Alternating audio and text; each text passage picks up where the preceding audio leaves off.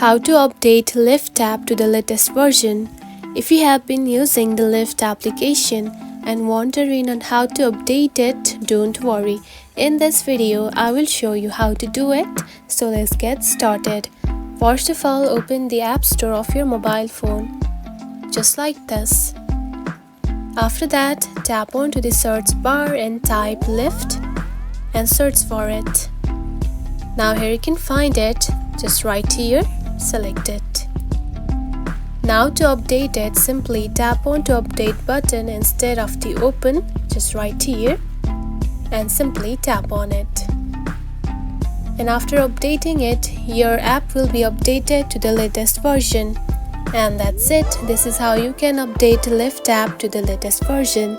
If you found this video helpful, don't forget to like and subscribe for more tips. Thanks for watching.